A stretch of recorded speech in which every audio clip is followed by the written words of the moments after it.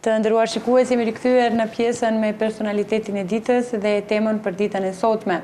Flasim sot për një temë aktuale, të bukur dhe besoj interesante, që këshillat dhe porositë që do i marrim nga profesionistëja e fushës, besoj që do të jenë të dobishme për të gjithë ne.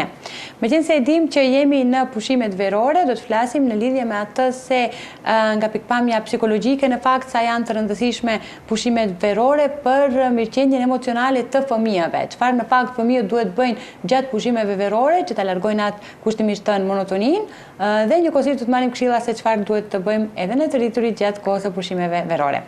Për të folur për këtë temë, ne kemi nderin dhe kënaqësinë që në studion tonë të na nderoj psikologja Ainure Selbani. Përshëndetje nderuar dhe mirë se na erdhët. Përshëndetje Ariana, faleminderit shumë për ftesën. Më vjen mirë që sot do të trajtojmë një temë kaq prezente dhe në një kohë të duhur bashkëkur edhe fillojnë pushimet verore për nxënësit e shkollave tona. Faleminderit shumë që na keni nderuar, faleminderit që jeni të gatshëm gjithmonë të kontribuoni për emisionin ton, për të folur për tema të natyrës psikologjike. Pra e përmendja pak më herët nga pikpamja psikologjike, sa janë të rëndësishme pushimet verore për mirëqendjen emocionale të nxënësve fëmijëve. Sigurisht që jo vetëm pushimet verore, por gjithë pushimet që janë në kuadër të një viti akademik, një viti shkollor për nxënësit janë thelbësore dhe kanë një rol të rëndësishëm si në mirëqendjen emocionale, ashtu edhe në shëndetin mendor të fëmijët.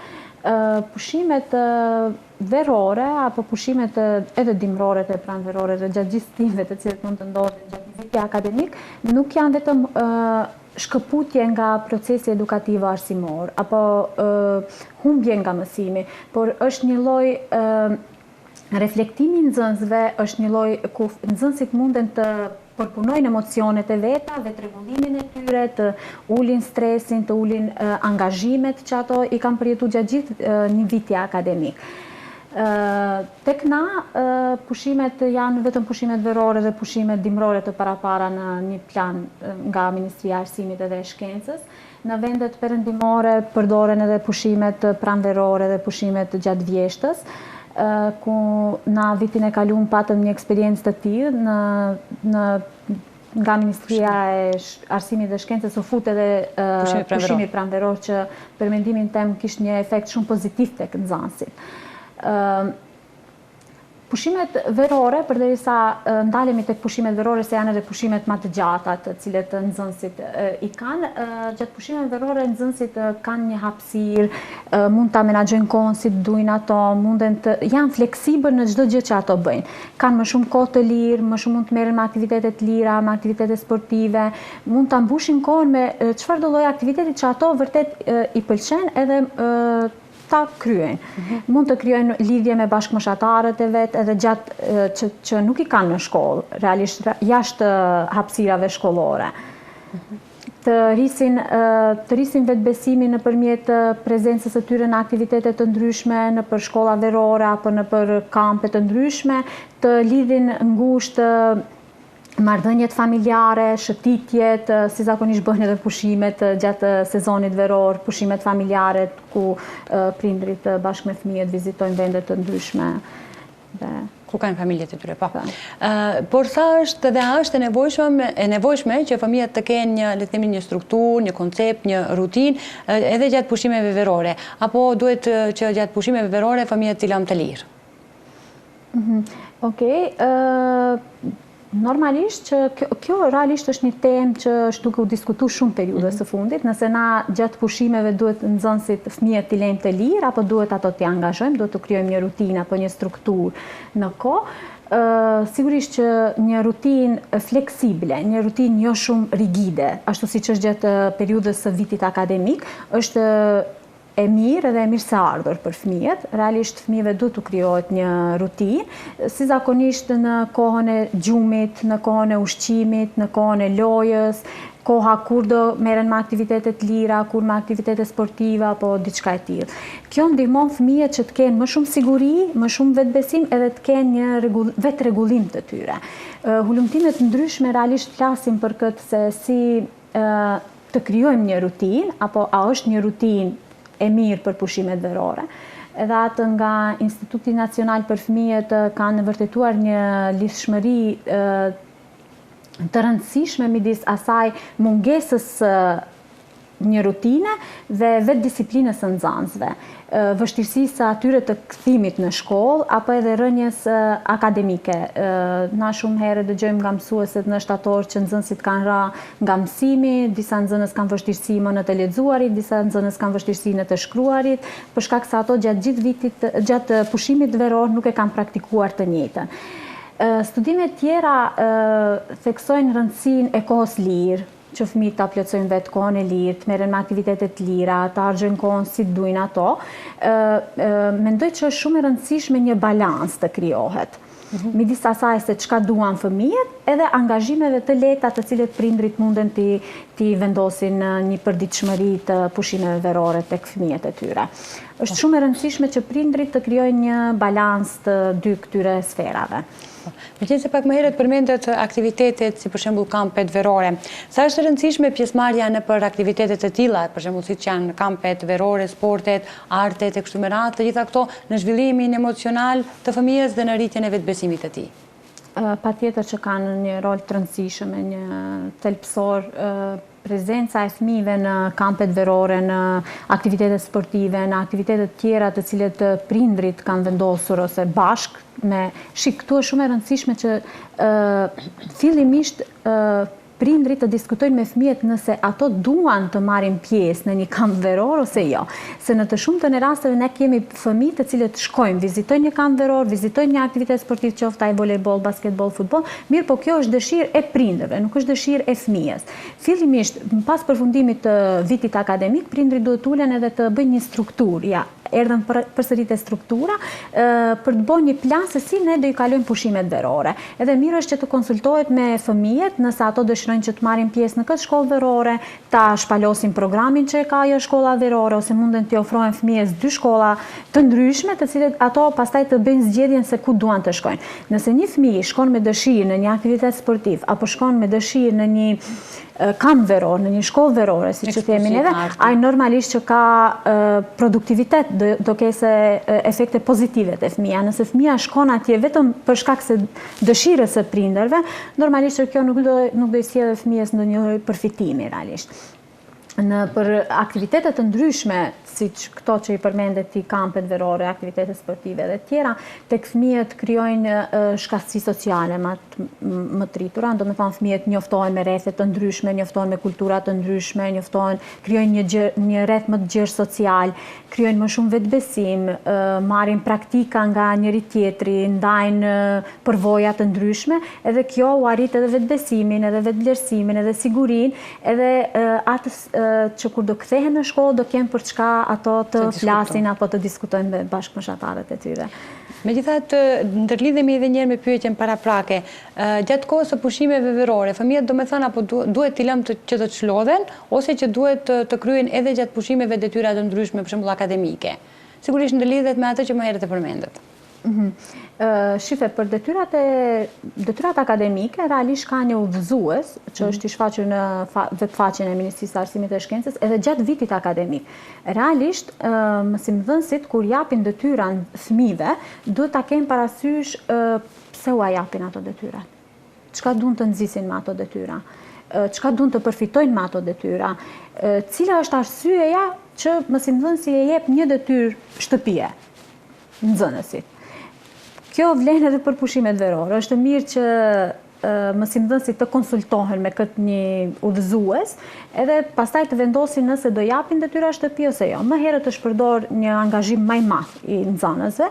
Periudhat më herët është nxënësit janë angazhuar më shumë me detyra shtëpie, me fletëza pune, me të shkruarit e lekturave shkollore ose diçka e ngjashme, ndërsa tash kohët e fundit realisht mësimdhënësit duan t'i lojnë më të lirë nxënësit dhe nuk është që u japin shumë angazhime. Edhe unë mendoj që edhe këtu nevojitet një balans, varësisht mësimdhënësit çka sheh të nevojshme që mund t'ju duhet fëmijëve, mundet t'ju japen një libër, mund t'ju sugjerojë një libër, një lektyrë shkollore, mund t'ju sugjerojë disa ushtrime që munden t'i kryen gjatë pushimeve verore. Kjo varësisht pastaj edhe moshës së fëmijës. Për moshat më të vogla, për klasat për filloristët, realisht nuk praktikohet dhënia e detyrave të shumta, mirë po prindrit mundohen vetë që në shtëpi të përvetësojnë atë material të cilët fëmia e ka kalu gjatë vitit akademik. Ndërsa për moshat më madhore, për fëmijët të cilët janë më të rritur, mësimdhënësit edhe munden t'i angazhojnë për projekte të ndryshme, të krijojnë projekte, të krijojnë ndonjë varësisht fëmia ku ka talent ose diçka të ngjashme, dhe munden t'i angazhojnë me detyra të ndryshme akademike që kur të rikthehen t'i kenë të gatshme. Përveç kësaj dua të ndalem edhe një tjetër pikë që ka të bëjë me përdorimin e teknologjisë. Si ndikon përdorimi i tepruar i teknologjisë gjatë pushimeve verore në shëndetin mendor të fëmijëve dhe sigurisht prindërit çfarë duhet të bëjnë në këtë drejtim? Përdorimi i teknologjisë është një sfidë në vete tashmë, jo vetëm gjatë pushimeve verore, po edhe gjatë gjithë kohës.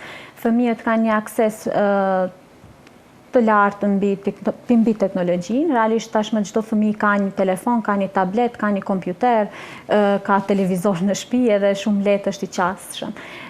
Normalisht si gjatë gjithë periudhës, edhe gjatë pushimeve verore, teknologjia ka një ndikim negativ tek fëmijët. Kjo bën që fëmija të jetë më në angst, të krijojë sjellje të ndryshme, të përfitoj sjellje të ndryshme nga ana e teknologjisë, të mos jetë i sigurt në vete, pastaj bën edhe keqardhjen apo edhe zhgënjimin e fëmijës. Se fëmija kur i kthehet përsëri në shkollë, edhe kur e sheh se si e ka kalu kohën dhe se si e ka keqpërdor kohën duke ndetur në teknologji, kjo më pas ndikon në shëndetin mendor të fëmijës. I vjen keq për kohën që ai e ka humb kot. Prindrit se si munden ta kontrollojnë këtë prindrit, tashmë ka aplikacione të ndryshme se si munden prindrit ta kontrollojnë, ka aplikacione të ndryshme që munden të lidhen dy telefona në të njëjtën kohë të prindrit edhe të fëmijës, edhe prindri e kontrollon se në cilët programe mund të hyjë fëmia, mund të ketë qasje, sa kohë të rije aty në atë program, ose sa kohë të luaje në telefon, ose sa kohë mundet luaje në tablet. Në këtë formë munden ato ta kontrollojnë fëmijën se ku ka qasje, në çka ka qasje, edhe sa kohë, të reduktohet koha. Nëse një fëmijë realisht ka ndetë gjatë gjithë kohës 2 orë ose 3 orë në teknologji ka harxhu, mirë është që gjatë periudhës së verës të kalojë 1 orë, të reduktohet ajo në 1 orë. Mirë po, gjithmonë Ariana, këtu është shumë e rëndësishme që me fëmijët të bisedohet pse jemi ne duke ja reduktu kohën në teknologji. T'ja numërojmë apo t'ja listojmë ato efektet pozitive të verës, që është duke na sjellë natyra, gjelbrimi, mundësitë e shumta për të dalë, për të koha e lirë që e kemi, edhe pse na jemi duke reduktu tash, t'ja japim të dyja pasqyrat fëmijës, edhe të kërkojmë prej fëmijës vetë të reflektojë që okay, qenë ka më mirë, unë të merrem me gjithë këto aktivitete tjera sa ta keq përdori kohën time në teknologji. Sidomos në shtator kur ato rikthehen edhe shohin se pushimet verore një ditë përfundojnë, edhe pastaj fëmijët shohin se çka kanë bërë gjatë gjithë kësaj pushimi veror, nëse ato e kanë keq përdorur kohën, normal që do ndjehen të zhgënjyme dhe do ndjehen të frustruar në një farë forme. Po. Megjithatë, sa qytetet, le të themi, ose institucionet shtetërore arsimore bëjnë në këtë periudhë për të mirën e fëmijëve, apo për të pasur aktivitete që të mos bëhen pasiv fëmijët apo nxënësit në periudhën e pushimeve verore?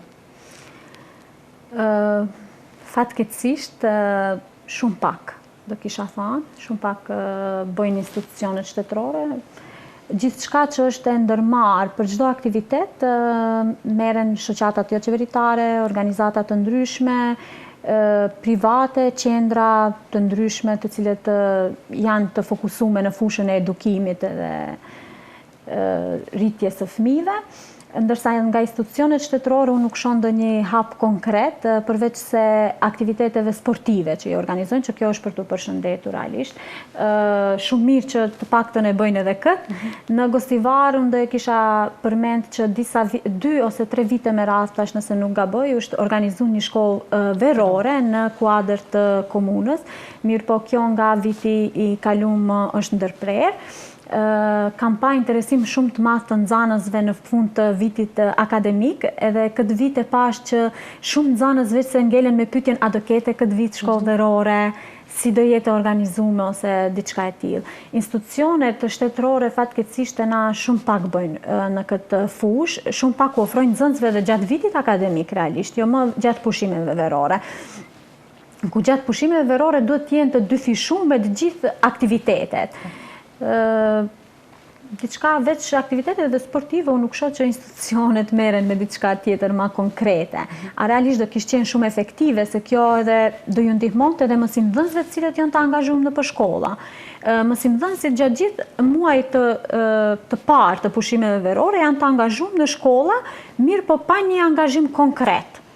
Janë të angazhuar, por jo diçka konkrete, vetëm shkojnë, paraqiten ose nuk e di, kanë disa obligime të tyre administrative që i ngarkojnë me pa nevojë për mendimin tim, në vend që t'i angazhojnë për diçka tjetër që do jetë në dobi të nxënësve, të fëmijëve, në dobi të qytetit, jo vetëm nxënësit të cilët janë të përfshirë në sistemin edukativ arsimor tek na, në procesin edukativ arsimor të na, po ne gjatë verës kemi fluks të madh të ardhjes së mërgjimtarëve, realisht edhe fëmijëve të tyre, mundet të kyçen edhe ato në shkollat të cilët në shkolla verore të cilët mund të organizohen nga ana e komunave.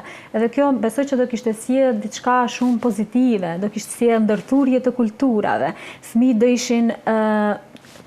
që vinë prej jashtë do kishin shtu dashurinë ndaj vendlindjes, ndërsa fëmijët që janë këtu do ishin njoftuar me fëmijë tjerë, do ishin njoftuar me kulturë tjetër, do ishin njoftuar me rregulla tjera, do kishin shkëmby përvoja tjera, si jo shkolla atje te ju, si jo shkolla këtu te na, se si janë duke funksionu qytetet te na, si janë të funksionu andej, dhe besoj do kishte efekt shumë pozitiv.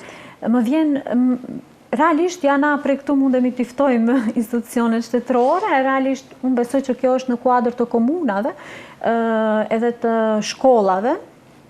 Bëjmë thirrje që vitin tjetër, mbase këtë vit më edhe nuk kanë kohë të mjaftueshme, po vitin tjetër gjithë të marrin nga një hise të asaj që neve na takon edhe të bëjmë gjithë bashkë diçka për fëmijët ta kalojnë pushimin veror më produktiv.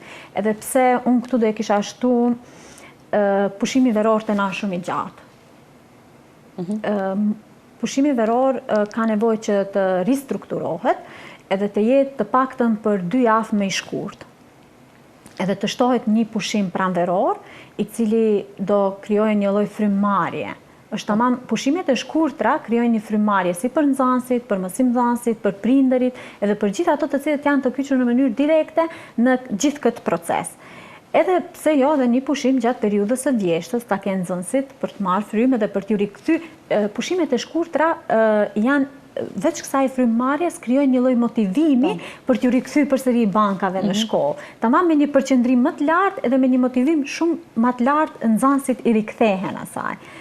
Se sa që t'jenë 11 javë ose se sa zgjat pushimi veror të na. Shmirë të marrin praktika nga vendet perëndimore se si ato i organizojnë pushimet gjatë një viti akademik. Edhe pse vendet tona, edhe vendet fqinje realisht, arsyetimin e kanë për shkak të klimës të cilën vendi jon gjendet edhe kushtet atmosferike nuk e lejojnë që të bëhet. Unë mendoj që në këtë sferë mundemi të bëjmë diçka të paktën për 2 javë ta shkurtojmë pushimin veror dhe të marrim frymë edhe në pranverë. Gjithë stinët janë shumë të rëndësishme, nuk është vetëm stina e verës.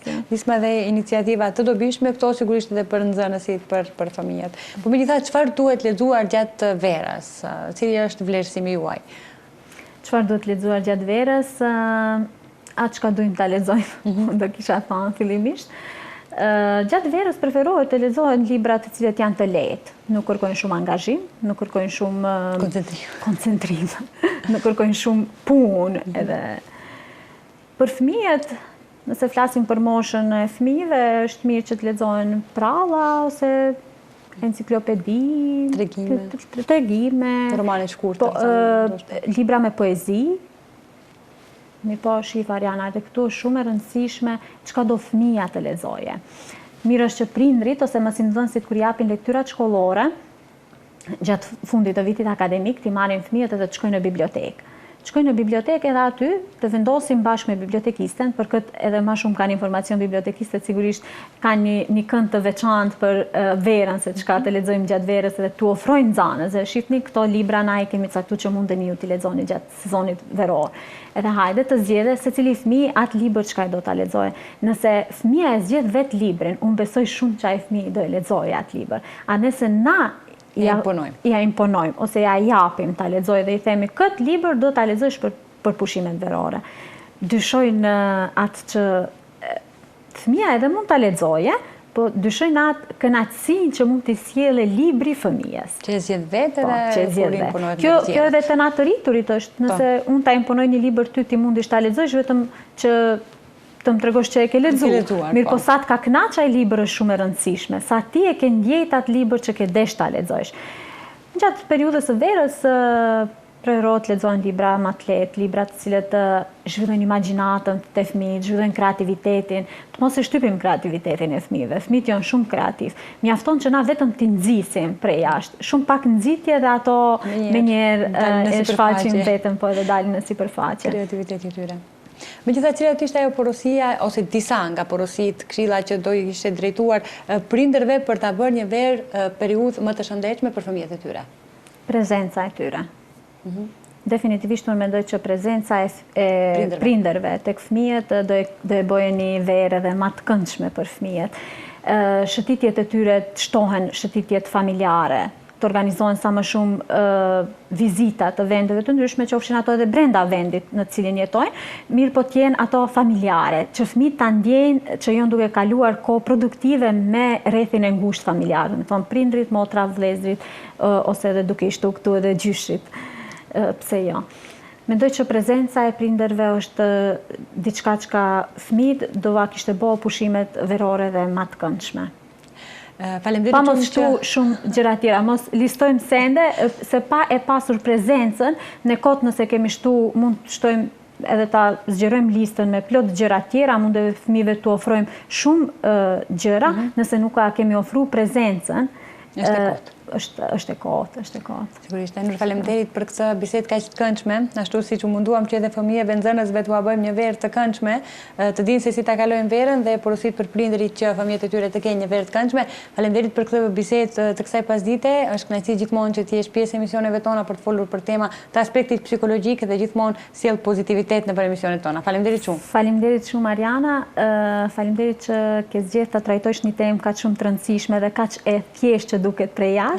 Po është ka një peshë dhe një rëndësi shumë të madhe dhe unë me gjithë qejf erdha sot në emision të ty. Nga këtu ju uroj shumë pushime të mbara fëmijëve gjithë atyre të cilët kanë përfunduar vitin akademik. Të kemë pushime sa më të mbara, të kënaqen sa më shumë, të shijojnë kohën, gjithashtu me fëmijët edhe prindrit edhe mësimdhënësit të shlodhen nga një vit i ngarkuar akademik. Faleminderit shumë për ftesën. Faleminderit, gjithashtu dhe juve punë të mbarë në punën tuaj. Faleminderit. Nderuar shikues, ishte kjo pjesa me personalitetin e ditës, që kemi folur në vazhdën e temave që kemi trajtuar sot temën se si nga pikpamja psikologjike janë të rëndësishme pushimet verore në mirëqenjen emocionale të fëmijëve. Besoj që këshillat dhe porositë që i morët do i keni parasysh për ta bërë një verë sa më të këndshme për fëmijët tuaj. Ne do të rikthehemi vetëm pas pak në pjesën tjetër.